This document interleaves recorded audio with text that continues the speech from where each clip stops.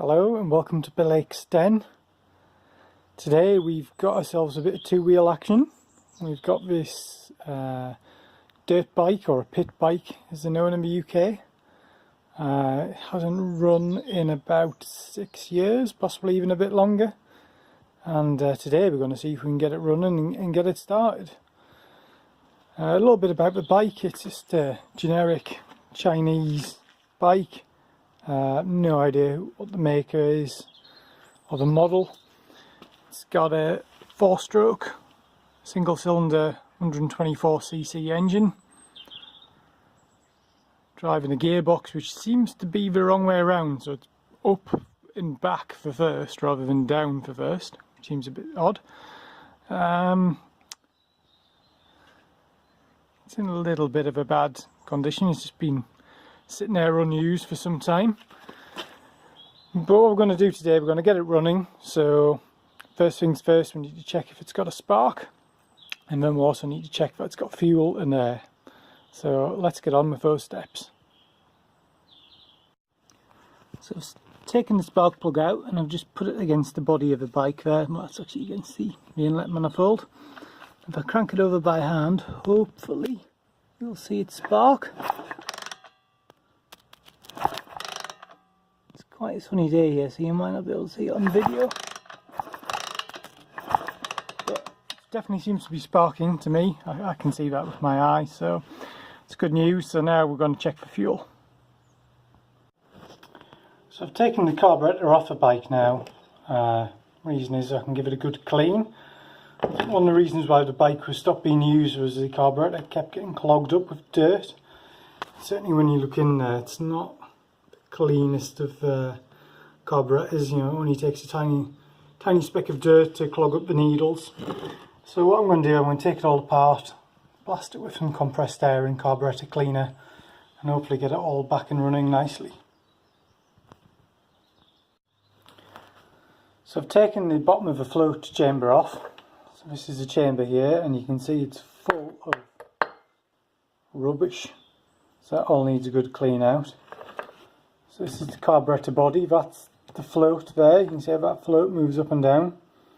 So the principle is the petrol comes in through the inlet here, fills up this bowl.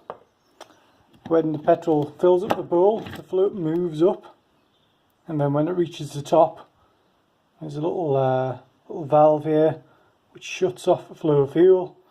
And obviously as you start using fuel, the float drops down, lets more petrol in, and then it fills itself up and rises back up again.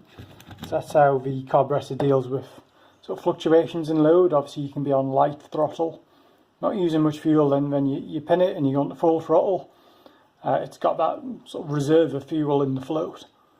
So then you don't cough and splutter and you just come to a stop straight away because there's not enough fuel in the carburetor. So again, I'm going to clean all this out, get rid of all of this, clean up the fuel pickup which goes up there through the carburetor needle, clean all that out and put it all back together. So I've got the carburetor back on, all cleaned up, seems fine, the air filter was fine as well. Put the spark plug back on and the HT lead back on. One last thing I want to do is oil before I try starting it. So it's a little bit low on oil, it's been sitting for a while, so just going to put a little bit more oil in the engine, then we'll put a little bit of fuel in, check we've got no fuel leaks, then kick it over and see if it'll start. Right, she's oiled up, fueled up and ready to go. So step one, turn the fuel on, just that little rotary switch there.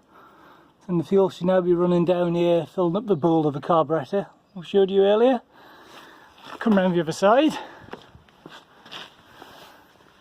There's a little choke lever here, so push that up to turn the choke on. There we are, choke is on. Now we should just be checking it's in neutral, checking the ignition switch is turned on, and giving it a few. We've got a fuel leak, so let's sort that out.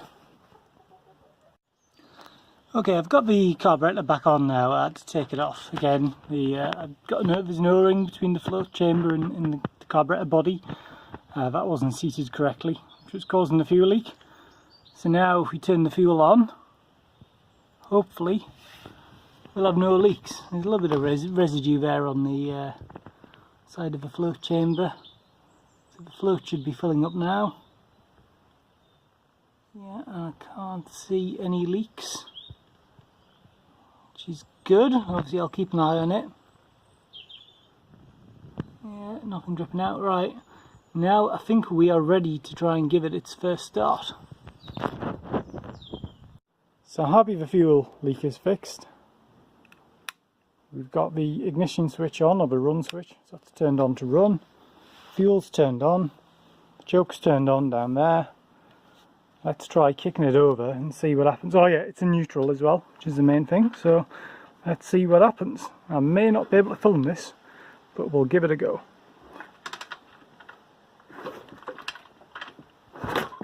Oh, nearly.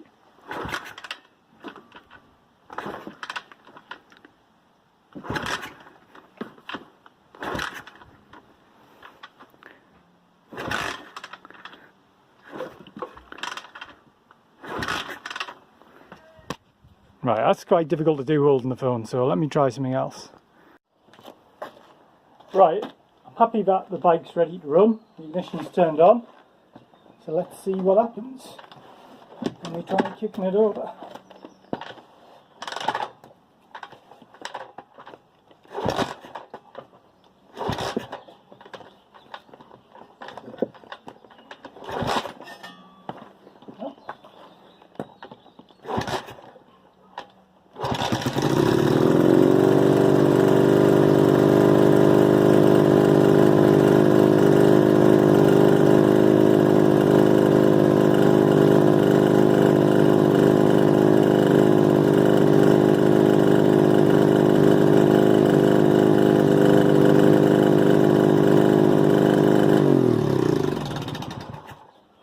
I think that was success. So whilst that was a fairly successful first run, there's a couple of problems. The throttle doesn't seem to be doing anything. It twists, but then the whole thing sort of turns, but it doesn't seem to want to, it doesn't feel right, so that needs a bit of work. And obviously before I can ride it, I need to replace this back tyre and the chain as well. Chain is very oily, it's got lots of straw and stuff in it, so that all needs cleaning up and oiling, and then we can give it a ride. So there we are, successful first start. So stay tuned to Blake's Den for more videos. You'll see the videos of me changing the tyre on this and fixing the throttle cable, and then hopefully using it a bit driving around the fields.